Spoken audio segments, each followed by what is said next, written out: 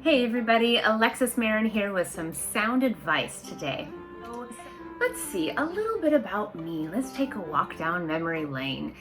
So I started acting when I was 5 years old. My first part ever was as the narrator in the musical of Peter Pan at my elementary school growing up.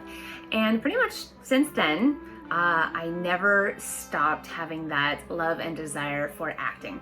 I followed that into my high school career where I went to the Orange County School of the Arts and I studied musical theater, and then took that all the way to UCLA where I got my BA in musical theater, and then I followed that all the way to grad school where I went to NYU and ultimately got my master's degree in drama therapy, which brings me to talking to you. Now, all of that being said, I want to talk to you about an acting concept which can actually be really, really useful when you are trying to navigate a conversation, especially when you are actually trying to navigate an argument. So when I was at UCLA, actually probably way before this, in high school even, when I was given a scene or when we were working on a play, we had to do something where we had to break down a particular scene into beats and intentions.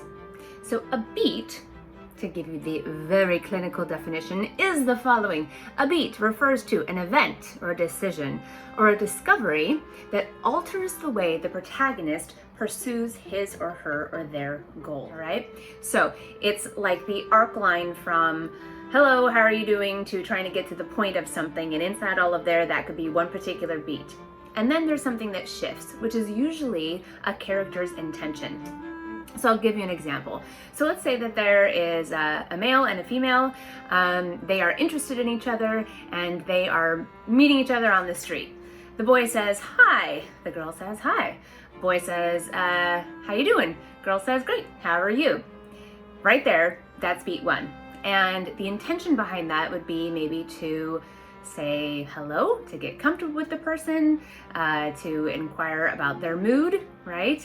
So maybe it would be to discover, would be the intention behind that beat. Next beat, maybe the guy says, so what you doing tonight?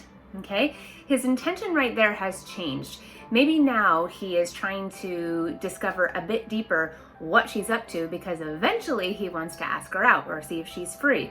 Maybe you can say the intention is to dig, or to also to discover more information so that he knows should he go in and ask her out or not, right? So those are two little small beats inside of a larger scene. So beats and intentions. Beat is the amount of lines and the pause and the action within the scene, and the intention is the motivation or the drive behind what the character is saying or doing while trying to reach a particular goal, right? So maybe in that scene the goal is for them to go out on a date. Now, here is where this becomes incredibly helpful in the moment, and then also in hindsight when you're trying to break down an argument with somebody, when you literally, you cannot see eye to eye, and you're having a really hard time understanding each other. For yourself, something that's important to do is you can start to measure out the ebb and the flow of a conversation. You can tell, if you really tap into the person that you're talking with and yourself, when the energy is expanding and contracting inside of an argument. You can tell when it's ramping up. You can tell when maybe it's going to die down, right? And if you can follow those instincts, then you can get very clear on, okay, do I want to press the gas in this argument, or do I want to let off? Now, this is where you have to get incredibly clear on your intention. Inside every moment, you have to ask yourself, what's my motivation? What's my drive? And what am I trying to ultimately get out of this conversation? What's the goal that I'm going for?